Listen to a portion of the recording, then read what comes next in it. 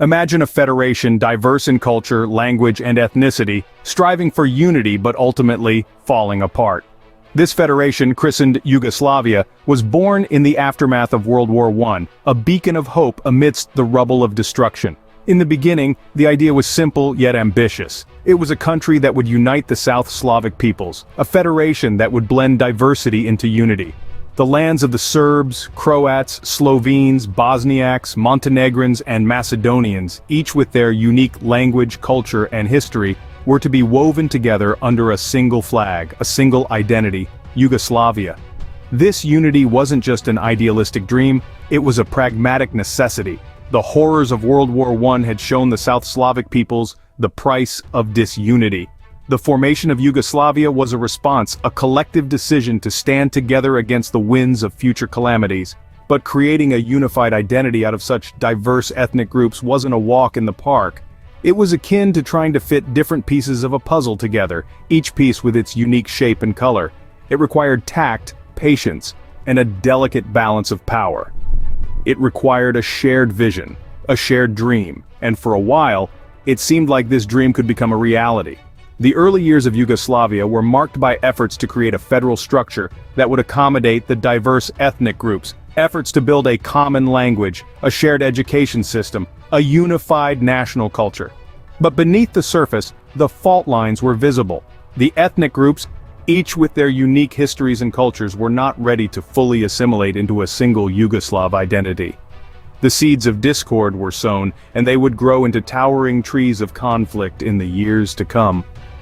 Yugoslavia was a dream, a vision, but dreams sometimes shatter, and visions can turn into nightmares.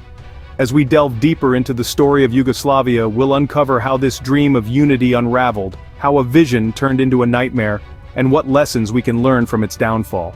Enter Josip Broz Tito, a charismatic leader who managed to hold together the federation, but not without stoking the embers of nationalism. He was a master of balance, juggling the competing interests of the 6 republics and 2 autonomous provinces that made up Yugoslavia. Tito's leadership style was a blend of pragmatism and iron-fisted rule. He introduced a system of workers' self-management, which was unique to Yugoslavia, and attempted to spread the economic wealth across the federation. At the same time, Tito suppressed ethnic tensions ruthlessly, putting a lid on the simmering pot of nationalism. He believed that unity was paramount, and that any form of ethnic identity or expression that threatened this unity had to be quashed. But when Tito died in 1980, the Federation lost its unifying figure. The system he had created was unsustainable without his personal charisma and authority. With Tito's death, the cracks in the Federation began to widen and the suppressed tensions started to resurface. When the lid of suppression was lifted, the pot of ethnic tensions began to boil over. In the wake of Tito's death, the nation he had so carefully constructed began to crack under the pressure of rising nationalism.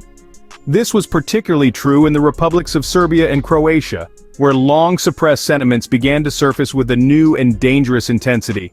Leaders such as Slobodan Milosevic, who rose to power in Serbia during the mid-80s, played a pivotal role in stoking these nationalist fires. Milosevic pushed a Serbian nationalist agenda aiming to consolidate Serbian power within the federation. His inflammatory speeches, filled with references to historic battles and past injustices, only served to ignite the simmering ethnic tensions. In Croatia, similar nationalist sentiments were being stirred up.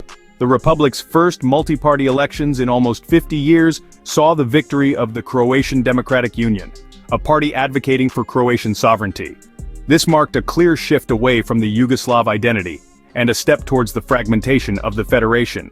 Meanwhile, an economic crisis was brewing. Yugoslavia was drowning in foreign debt, and the economic reforms introduced to deal with it only resulted in soaring inflation and unemployment. This economic instability added another layer of tension to an already volatile situation. International pressures also played a role in this unfolding drama. The end of the Cold War and the fall of the Berlin Wall in 1989 signaled a shift in the global political landscape. The West's growing interest in recognizing the independence of the Yugoslav republics further added to the mix of internal and external forces pushing Yugoslavia towards disintegration. As the 80s came to a close, the nationalist sentiment had become a powerful and destructive force. The federation that Tito had held together with his policy of brotherhood and unity was now more divided than ever. Ethnic tensions were at an all-time high, the economy was in shambles, and the international community was watching with bated breath. As the 80s came to a close, Yugoslavia was a ticking time bomb waiting to explode. The 90s arrived amidst a cacophony of secessionist movements and bloody conflicts. As the decade dawned, the unity that once held Yugoslavia together began to crumble. Slovenia, the most prosperous republic, was the first to declare independence in June of 1991. This move was swiftly followed by Croatia, leading to a violent tug-of-war between the Yugoslav army and the independence-seeking republics. The Yugoslav Wars, a series of brutal conflicts ensued, tearing the region apart. It was a dark period marked by ethnic cleansing with atrocities committed on all sides.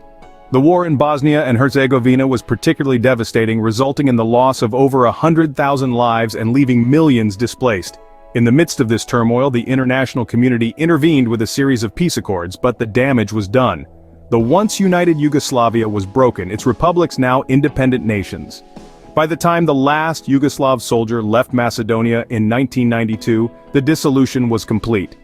In the aftermath, 7 new countries emerged from the ashes: Slovenia, Croatia, Bosnia and Herzegovina, Serbia, Montenegro, Macedonia and later, Kosovo. Each with its own identity, its own path, but all carrying the scars of a shared history. Yugoslavia, once a beacon of unity and diversity, had fallen apart, leaving in its wake a legacy of conflict and division. The dream of a united South Slavic state was over, replaced by a harsh reality of fragmented nations and lingering tensions. The fall of Yugoslavia is a stark reminder of the complexities of nation-building. It underscores the enormity of challenges in amalgamating diverse ethnic groups under one banner. Its disintegration points to the vital role of leadership, illustrating the vacuum created by the absence of a unifying figure. It also highlights the strain external pressures can impose on a fragile union. As we look back at the wreckage of Yugoslavia, we are reminded that unity cannot be enforced. It must be nurtured.